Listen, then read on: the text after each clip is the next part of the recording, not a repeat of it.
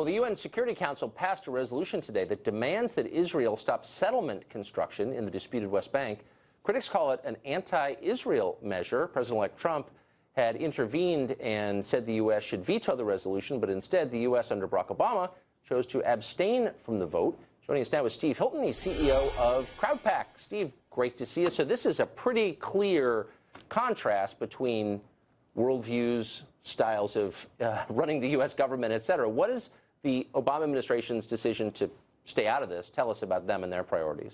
Well, quite a lot. And actually, when I heard the news, Tucker, do you know what came to my mind? It was actually Hillary Clinton testifying in Congress. I heard that and I thought, what difference at this point does it make? He's on his way out. This is total gesture politics.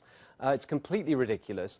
The whole sequence of events where Trump intervened to say that he was going to change things when he got in and therefore there's no point having this vote because he's going to have a completely different approach. Then the Obama people come in and get a whole bunch of countries to put the vote up so that they could just do this gesture of abstaining. Right. It's just completely ridiculous and just makes the UN, I think, look like a joke. Well, of course it is. I think, though, and correct me if I'm wrong, but I think it's still official U.S. policy that we're against settlements. Do you think Trump will change that?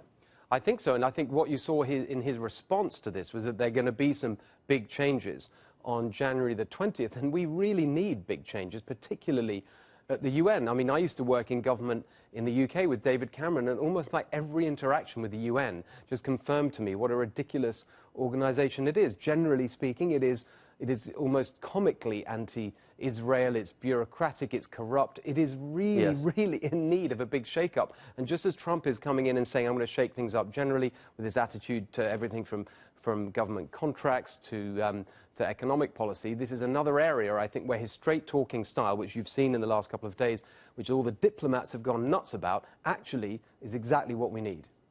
So the UN is one of those organizations where the closer you get to it, the harder it is to identify what exactly they do that's worth doing. They certainly haven't helped Africa any in the last 50 years. But there's also a reluctance to pull out of it or to ignore it completely. Do you think we should just basically bow out, stop paying? I do. I mean, I really do. I remember when we were working to try and reform what's called the Millennium Development Goals. That's the UN's effort to try and combat global poverty. And we were trying to focus on the real causes of poverty and the fact that in many poor countries you don't have the institutions of a market economy and a free society, the things that cause wealth to be created, property rights, the rule of law, a free press, independent judiciary, all the things that actually lead to countries getting richer. We wanted to make that the focus of what the UN campaigned for, and it was completely rejected by them. I think that actually, truthfully, we would have a much more stable, peaceful and prosperous world if the UN just didn't exist. Now, that is heresy for all the diplomats that make their living from it, but I don't see that anyone can actually argue with that point on the basis of the evidence of what really happens.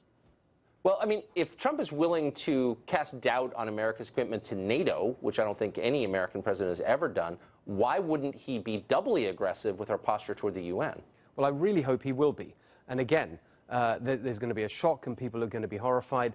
But I think that, as with so many of the things where he's challenging these kind of sacred cows and breaking all these taboos, the proof of it will be in what happens. And he's also said that something that he really wants to get into is the Middle East peace process and really trying to, as he put it, make a deal there.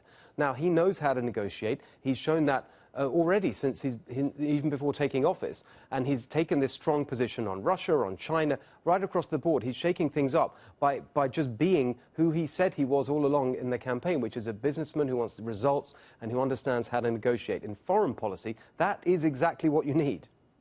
It's going to be the 50th anniversary of the partition of Israel, or whatever we're calling it, and the UN hasn't helped at all, so maybe that will help. Who knows? Steve, thanks a lot.